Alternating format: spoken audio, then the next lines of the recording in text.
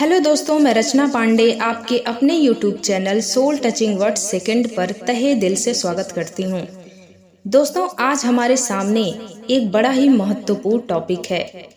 हमारे मन को शांति कैसे मिलेगी, इस पर हम चर्चा करने वाले हैं।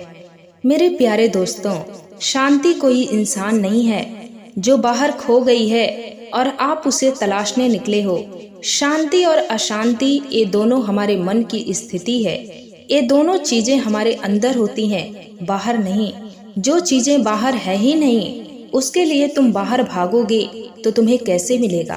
भागते भागते तुम्हारा ये जीवन काल पूर्ण हो जाएगा, लेकिन तुम हार जाओगे, क्योंकि तुम गलत रास्ते पर तलाश रहे थे। जो बाहर है ही नहीं, वो मिलेगा कैसे। तो इस बात को समझो आप कि शांति अशांति ये बाहरी दुनिया में नहीं है, ये हमारे अंदर है, हमारे मन की स्थिति है। इंसान से आप कभी भी उसके नेचर को, स्वभाव को अलग नहीं कर सकते। जैसे ठंडा और गर्म ये जल की प्रकृति है, नेचर है उसका, स्वभाव है, इस पर उसका कोई कंट्रोल नहीं होता। सिचुएशन के अकॉर्डिंग इसमें स्वतः परिवर्तन होते हैं। यदि जल यह सोच ले कि हम ठंडा होने से खुद को रोक लेंगे या फिर गर्म होने से खुद को रोक लेंगे, तो क्या यह संभव है? नहीं। ना तो आप ठंडे को जल से अलग कर सकते हैं और ना ही गर्म को जल से अलग कर सकते हैं। क्यों? क्योंकि यह जल की प्रकृति है।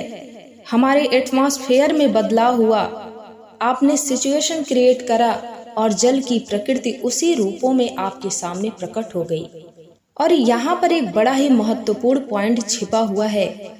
यदि आप ध्यान दिए होंगे तो समझ पाएंगे कि ईश्वर ने दुनिया की हर एक चीज से ऊपर हमें रखा है। यहाँ तक कि प्रकृति से भी ऊपर का स्थान हमें मिला हुआ है।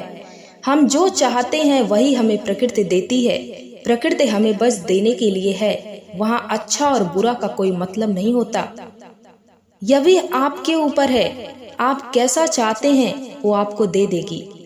हम लोग जो यह कहते हैं कि हम परिस्थितियों के अधीन हैं, बिल्कुल गलत बात है दोस्तों।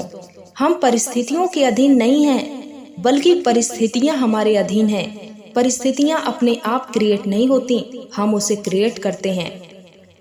कितनी अजीब बात है दोस्तों कि हम ही क्रिएट करते हैं, उसके मालिक हम ही हैं, और फिर हम ही उसके अधीन अपने आप को समझने लगते हैं।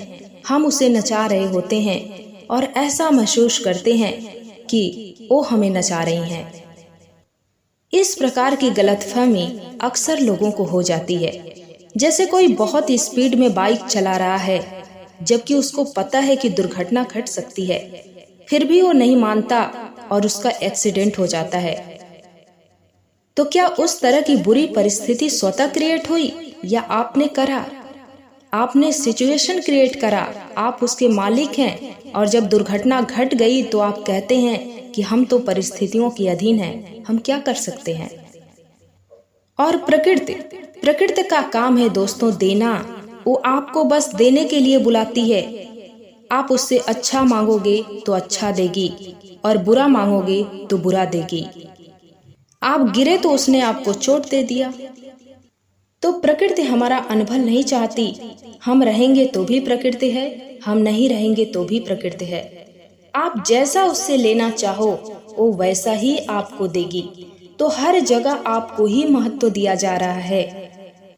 तो जिस तरह का आप सिचुएशन क्रिएट करोगे, ठीक वैसी ही स्थिति आपके सामने मौजूद होगी। यदि तुम जल को गर्म करोगे तो ऑब्वियसली वो गर्म होगा, और यदि तुम ठंडा करना चाहो तो वह ठंडा हो जाएगा। तो जल से तुम ठंडा और गर्म को कभी अलग नहीं कर सकते, वे सदैव उसमें विद्यमान होंगी। आप अपने अकॉर्डिंग उसकी स्थिति में परिवर्तन करके अपने यूज में लाते हो। ठीक इसी प्रकार हमारा मन है, और शांति और अशांति ये दोनों मन की स्थिति है, मन की प्रकृति है। मन से शांति और अशांति को हम अलग नहीं कर सकते। और क्या पता ये बुरा न हो, आपने ही इसे बुरा बना दिया हो। यदि हम आपसे पूछें कि ठंडा और गर्म में क्या अच्छा है और क्या बुरा, तो क्या कहोगे? दोनों ही जरूरी हैं और दोनों का समान महत्व है।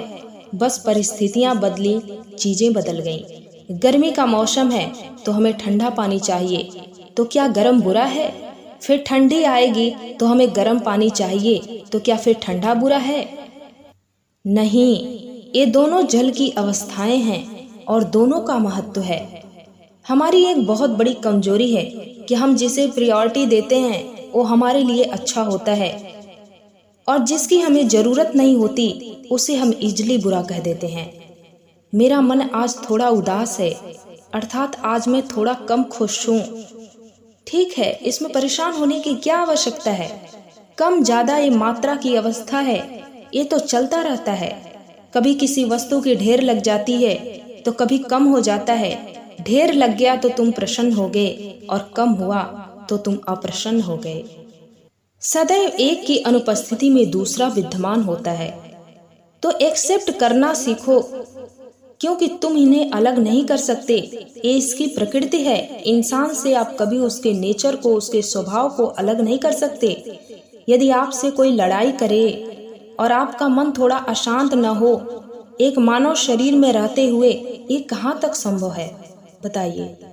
तुम किसी से लड़ाई करोगे तो वहाँ पे अशांति आ जाएगी। तुम किसी से प्यार करोगे, वहाँ पर शांति की अनुभूति होगी। तुम जिसे ज्यादा याद करोगे, जिसे ज्यादा पुकारोगे, वही तुम्हें ज्यादा याद आएगा। तुम दिन भर अशांति अशांति करते फिरोगे तो तुम्हें शांति की याद थोड़ी आएगी। बस तुम हर वक्त मैं शांत हूँ इसी का उच्चारण करो, देखो तुम्हारे पास अशांति कभी नहीं आने वाली। लेकिन तुम तो शांति और अशांति को सुख सुविधाओं की वस्तुओं से जोड़ देते हो।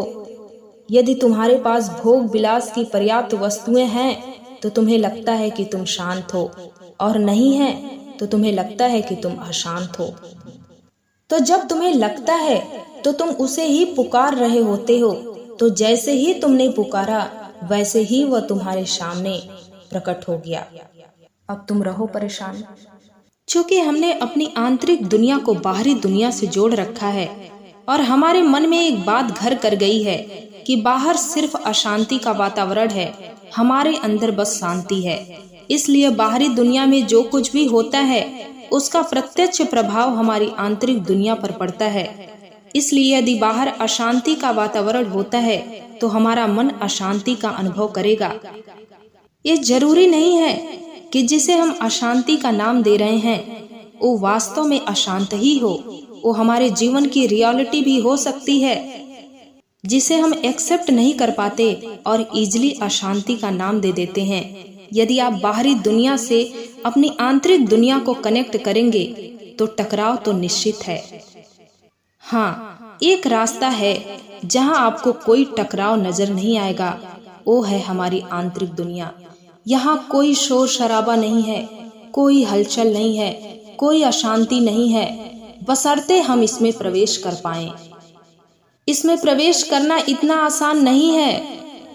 जिस व्यक्ति ने अपने जीवन के अधिकांशतः समय घर के बाहर गुजारे हो, उसे यदि आप एकाएक घर के अंदर रहने को कहेंगे तो क्या उसे शांति मिल जाएगी? नहीं ना। तो इसके लिए आपको अभ्यास करना पड़ेगा। जब आपने आंतरिक दुनिया को बाहरी दुनिया से जोड़ ही दिया, अब पति पत्नी का जोड़ा आपने फिट ही कर दिया, तो उसमें प्यार भी होगा और लड़ाई भी होगी। तो जो है जैसे भी है आपको एक्सेप्ट करना पड़ेगा कि ठीक है, लड़ाई है तो प्यार भी है। तो यदि आप सुकून का जीवन चाहते हैं तो ये एक्सेप्ट करने की क्वालिटी आपको डेवलप करनी पड़ेगी। अब हम ये नहीं कह रहे हैं कि आप हर एक चीज को एक्सेप्ट करिए, इसे आप गलत वे में मत लीजिएगा। हमने ये नहीं कहा कि कोई आपकी जान लेने की कोशिश करे और आप स्वीकार कर लीजिए कि ठीक है ले लो। नहीं, कुछ मामलों में विरोध जायज है और वहाँ विरोध करने में ही आपकी भलाई है। लेकिन कुछ मामले ऐसे होते हैं जहाँ पर विरोध नहीं चलता। जो भी है जैसे भी है हमें उसे एक्सेप्ट करना पड़ता है। यदि आप एक्सेप्ट नहीं करेंगे तो आप जैसा करेंगे वैसा आपको देने के लिए प्रकृति तो बैठी ही है। तो ये आपको तय करना है कि आपको क्या करना चाहिए।